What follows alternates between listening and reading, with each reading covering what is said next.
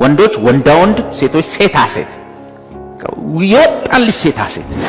ሰው እኔ ባል ሊሆን ይችላል ብሎ ይጠረጠራል እንጂ ጉድ ነው ዘንድሮ። ሰገን ይፍጠር ምን ነክቷል? እናትና አባቴ የኔን ህይወት አይቀጥሉልኝም። መጨረሻዬን የት እንደሚሄድ እነሱ አይመሩኝም። ወንድም ዳዊት ፋሲል ከሰሞኑ የተናገረው ነገር በብዙ ማህበራዊ ሚዲያ ትኩረትን ስቦ ይገኛል። ለመሆኑ ምንድነው እሱ የተናገረው? አንዳንድ ወንዶች አይታል ጥፍራቸው እንዲረዝሙ አይታል። አንዳንዱ እንደውም ተቀብተውት ምናምን።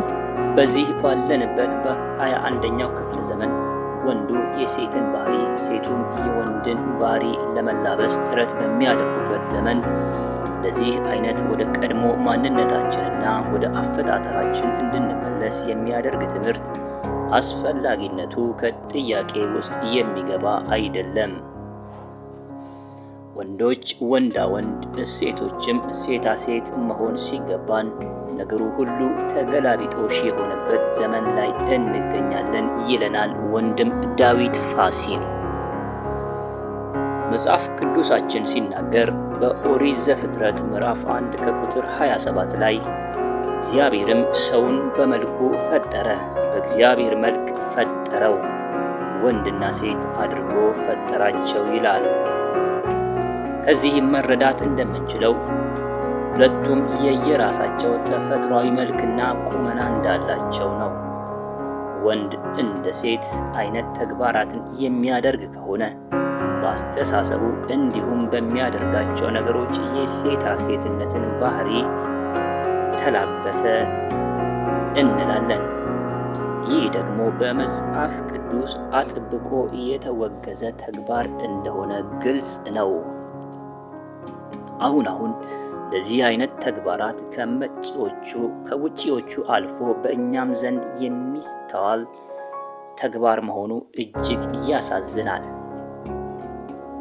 ምናልባት ይህ አይነቱ ባህሪ ያላቸው ወንዶችም ሆኑ ሴቶች አስበውበትና ሆን ብለው ላይሆን ይችላል እንደዚህ አይነቱን ባህሪ የሚያሳዩት። ነገር ግን ሁልጊዜም ወንድ መሆኑን፣ ወንድ ሲባል ደግሞ ጠንካራ፣ የማያለቃቅስ፣ ዝልፍልፍ ያልሆነ፣ በሆነው ባልሆነው ዝም ብሎ ጥርሱን የማያሳይ መሆን አለበት ይለናል ወንድም ዳዊት ፋሲል ሲያስተምር።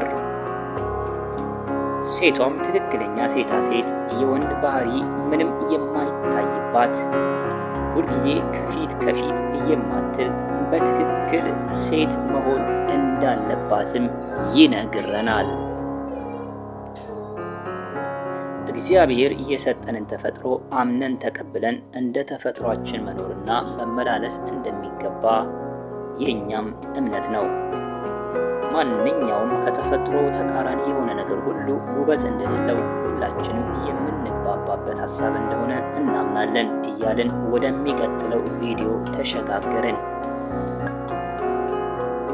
እኔና እሷ ስንገናኝ የቲሸርቴ አንገት እዚህ ጋር ጌታ ሆይ አጠባ ነበር ወደ እዚህ ጋር ይነበር። አንዳንዶቻችሁ አሁን እየኖራችሁ ያላችሁት ኑሮ የብዙ ሰዎች ህልም መሆኑን ስንቶቻችሁ ታውቃላችሁ? ብዙ ሰዎች አሁን እንደናንተ ለመኖር አሁን ድሪም ወይንም ደግሞ ህልም እያደረጉ ነው።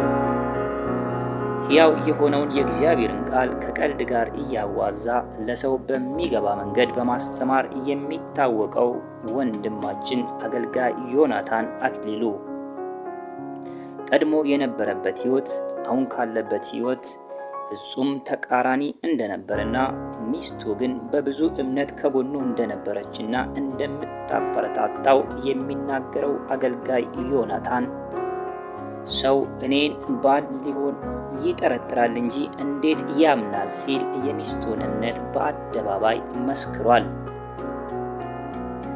አሁን እውነት ነው። ዛሬ ያለንበት ሁኔታ ቆም ብለን ብናስብ ከብዙዎች የተሻለና ብዙ ደግሞ እግዚአብሔርን የምናመሰግንበት እንደሆነ መረዳት እንችላለን። ዮኒ ይቀጥላል። እኔና እሷ ስንጋባ የቲሸርት አንገት ደረቴ ላይ ነው። ምንም አልነበረኝም። ሲል ያሳለፈውን ይናገራል። አሁን ሁላችንም ውድድር ውስጥ ገብተን ትናንት እግዚአብሔር ከስንቱ አይነት አቧራ አራግፎ ከስንቱ አይነት ዳገትና ቁልቁለት እንዳሻገረን ረስተናል፣ ዘንግተናል። የሆነ ነገራችን ሲጨምር የሆነ ኢንካም ወይም ደግሞ ገቢ ሲጨምር እንረሳለን። እኔ ግን በፍጹም ከቶ አልረሳም ይላል ዮኒ። መጀመሪያ በተከራየንበት ቤት አከራዮቻችን ያከራዩን ቤት አልተመቸንም። የ3 ወር የቤት ኪራይ ከፍለን የሚቀጥለውን መክፈል አቃተን። ሰው ነበር የሚከፍልልን። ከዛም ለቀን ሌላ ቤት ፍለጋ ሄድን። ብዙ ተንከራተትን እያለ በብዙ እንዳሳለፉ ይናገራል ይህ ወንድማችን። ውድ ቤተሰቦቻችን እግዚአብሔር የሰውን ታሪክ ሲቀይር በብዙ አይተናል። ብዙ ምስክርነቶችንም ሰምተናል። አሁን እግዚአብሔር እንደተናገረው ነው። ይዋሽ ዘንድ እግዚአብሔር ሰው አይደለም ተብሎ እንደተጻፈ ምናልባት አሁን ያለንበት ሁኔታ ተስፋ የሚያስቆርጥ እንኳ ቢሆን እግዚአብሔር ታሪክን ሊለውጥ ይመጣል። አሜን። የመርዶክዮስን ታሪክ የቀየረ እግዚአብሔር ዛሬ የብዙ እህቶችን የብዙ ወንድሞችን እንዲሁም የእያንዳንዳችንን ታሪክ እንዲቀይር የዘውትር ጸሎታችን ነው። በብዙ ሶሻል ሚዲያ ላይ እየቀረበች ብዙ አነጋጋሪ መልእክቶችን በማስተላለፍ የምትታወቀው በቅርቡ ወደ ጌታ የመጣችው ሰገን ይፍጠር ከሰሞኑ ምንድነው ያስተላለፈችው መልእክት? ምንስ ነው የተናገረችው? እናትና አባቴ ትለናለች ሰገን ይፍጠር። እናትና አባቴ የዘላለምን ሕይወት ሊሰጡኝ አይችሉም። የዘላለምን ሕይወት ሊሰጠኝ የሚችል አንድና አንድ እግዚአብሔር ብቻ ነው የሚል ጠንከር ያለ መልእክት አስተላልፋለች። አሁን ብዙ ሰዎች ትደውሉልኛላችሁ፣ ብዙ ሰዎችም ትጽፉልኛላችሁ።